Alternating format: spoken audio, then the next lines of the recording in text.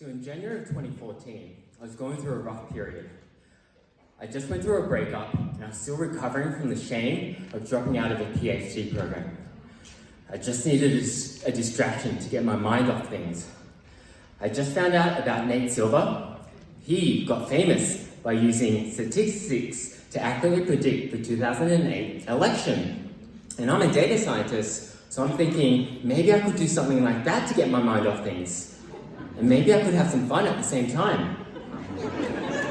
But what could I predict? I wanted to predict something cool, so I decided to predict what songs would be on the Hottest 100. It's the annual music countdown run by an Australian radio station. It's kind of like MTV's TRL, Total Request Live, because it's determined by people's votes, and teens go crazy over what songs get selected. Millions tune in every year, so I'm thinking if I do a decent job, maybe I'll get some fame. But it wasn't going to be easy. Other people had tried that year, and no one had any luck. But I had some ideas. So I figured that the best way to predict the outcome of a vote is to ask people what they voted for.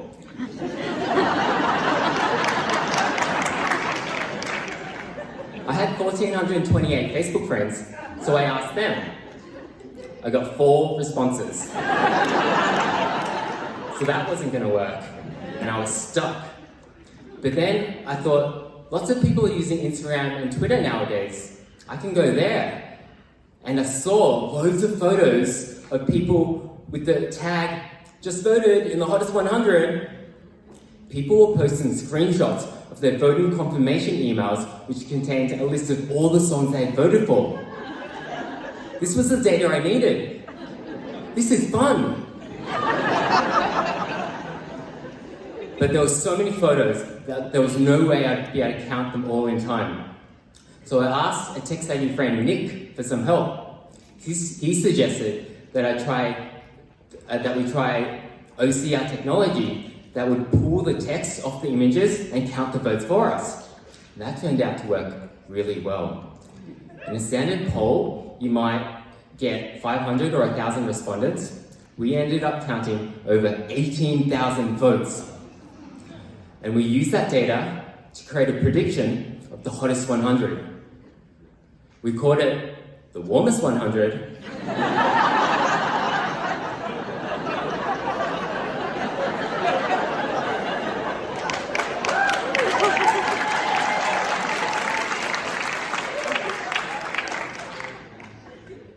And 7 days before voting, and as voting closed, 7 days before the countdown was to be aired, we published our predictions.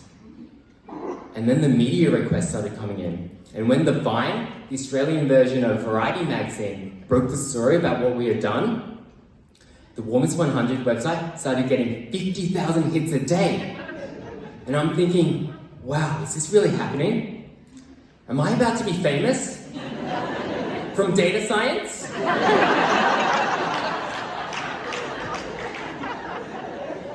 But with attention comes hate.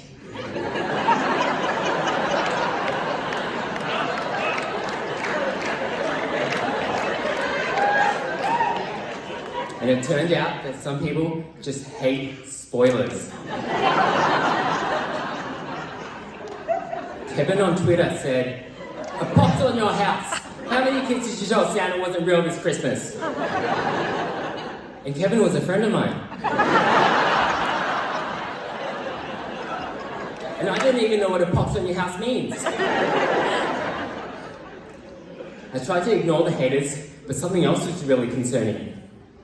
No one seemed to agree with our predictions. Everyone, including betting markets, said that Rollers by Lord was going to be the #1 song, and Get Lucky by Riptide, Get Lucky by Daft Punk was going to be #2. But we were predicting that the #1 song was going to be Riptide by Vance Joy, and that wasn't even on people's radars. And I'm thinking, my data science career is at stake here. Am I about to make a fool of myself?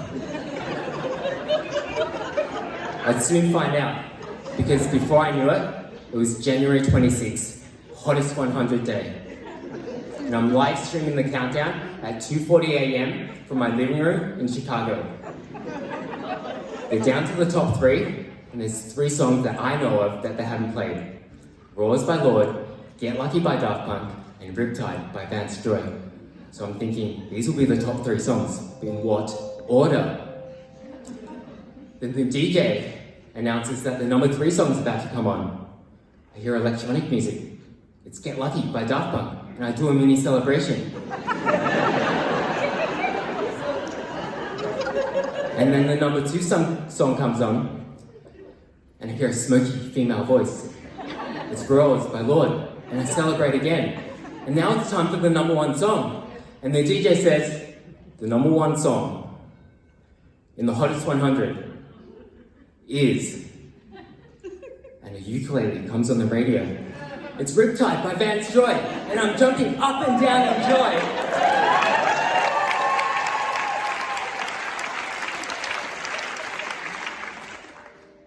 Because that means we absolutely nailed the number 1 song and predicted 85 of the 100 songs that were on the Hottest 100.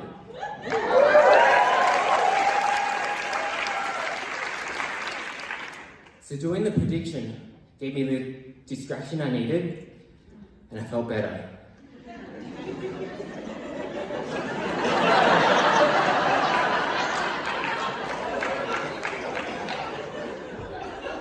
And the pressure of fame, maybe not for me.